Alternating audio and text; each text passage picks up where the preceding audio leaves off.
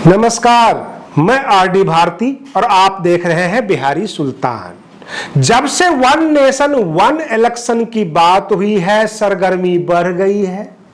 और survey report के मुताबिक उत्तर प्रदेश में सपा का सुपड़ा साफ होने का नजारा दिखने लग गया है। उधर दोनों तरफ से ट्वीट हो रही है, एक दूसरे की बातों को काट रहे हैं, समर्थन दे रहे हैं। योगी आदित्यनाथ जो उत्तर प्रदेश के मुख्यमंत्री हैं, उनका जो भाषण और जो भाषा होता है वह बसपा समर्थकों जैसा होता है। और रही बात ये, बहन मायावती जी ट्वीट करती हैं और ये कहती हैं कि समय से पूर्व लोकसभा का चुनाव होगा राज्य भर में। जहां जहां हमारे कार्यकर्ता है सबकी मीटिंग लिया जाए, जहां जहां बसपा की कोई कमजोरी है उस कमजोरी को दूर किया जाए। झारखंड में भी जो राज्य स्तर का मीटिंग होता है वो जारी है। विभिन्न राज्यों में बसपा के कार्यकर्ता को एक्टिव कर दिए गए हैं। कहने का तात्पर्य है प्रधानमंत्री नरेंद्र मोदी जी के कार्यालय के अंदर और जहां जहां जो गुप्त मीटिंग होती है, बहन मायावती जी को कैसे पता लग जाता है। और रही बात ये, आपको क्या लगता है कि बसपा को कितनी सीट आएगी अगर आगामी लोकसभा चुनाव हो? आगामी मैं इसलिए कह दिया, मैं 2024 नहीं कह रहा हूं, क्या पता दिसंबर के 2023 में ही हो जाए।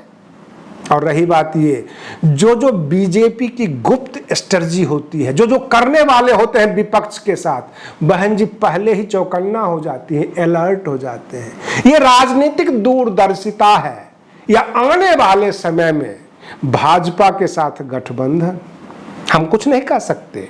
हमारे दर्शक काफी समझदार हैं, राजनीतिक रूप से आप काफी परिपक्व हैं। क्या अनुमान लग रहा है कि ये जो घोसी विधानसभा का जो उपचुनाव चल रहा है और वहां पर योगी आदित्यनाथ जी कहते हैं कि मान्यवर काशीराम जी का जो आवास योजना था जगह जगह उसको सपा के शासनकाल में मिटाया गया। डॉक्टर भीमराव अंबेडकर के जितनी मूर्तियां थी, जो पार्क थे, सपा के शासनकाल में ध्वस्त किया गया। और बसपा भी सपा के ऊपर ही हमलावर रहती है। कहने का तात्पर्य है, जो सपा के महासचिव हैं राम गोपाल यादव, प्रोफेसर राम गोपाल यादव, जब उनसे पूछा जाता है तो कहते हैं कौन मायावती। कहने का मतलब उत्तर प्रदेश में मायावती शब्द ही नहीं है, वो जानते ही नहीं है। जबकि सच्चाई यह है कि बसपा काफी तेजी से आगे बढ़ रही है और इतना आगे बढ़ रही है जहां पर लगता है कि समाजवादी पार्टी का सुफरा साफ हो जाए। लेकिन एक शक है, हमें भी और आपको भी होगा, कहीं भाजपा से गठबंधन की गुंजाइश तो नहीं है। ये हम शक जाहिर कर रहे हैं। कहने का तात्पर्य, रामदास अठावले जो मतलब आरपीआई के मुखिया है, जो रिपब्लिकन पार्टी के, और भाजपा के समर्थन से वो मंत्री है, वो तो खुद चुनाव जीत नहीं पाए। वो बार बार आमंत्रण देते हैं कि बहन मायावती जी को एनडीए का हिस्सा होना चाहिए। और भाजपा के कोई भी वरिष्ठ नेता इस बात पे कोई एक्शन नहीं लेते हैं, मना नहीं करते हैं। तो हम क्या समझें? और रही बात यह कि अनुप्रिया पटेल ये कहते हैं कि ज्यादा जोगी मठ उजाड़, यानी इंडिया गठबंधन में जो ज्यादा जोगी आ गए, 26 दल आ गए हैं। तो फिर भाजपा कैसे कह रही है वहां भी तो ज्यादा जोगी है, क्योंकि 38 दल मिलाकर एनडीए है। तो मठ किसका उजड़ेगा?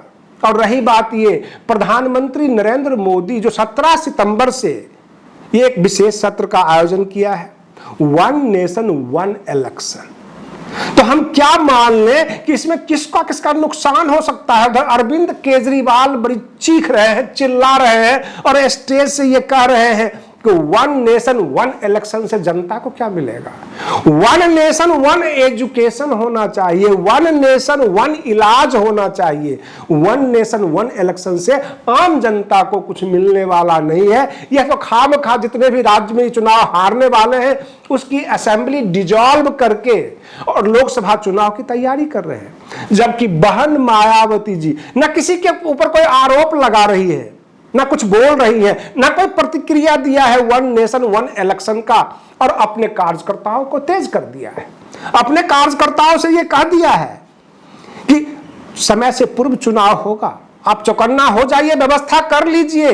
अगर आर्थिक रूप से आप कमजोर हैं, संगठनिक तौर पे कमजोर हैं, संगठन में कोई प्रॉब्लम है तो उसको ठीक कीजिए।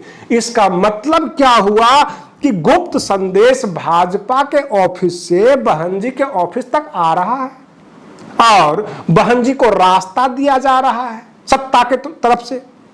कहने का तात्पर्य जो शासन में है, जो केंद्र सरकार में है, बहन जी के खिलाफ नहीं बोलते। और ऐसा लगता है जैसे कि भाजपा जो है बसपा का समर्थक हो।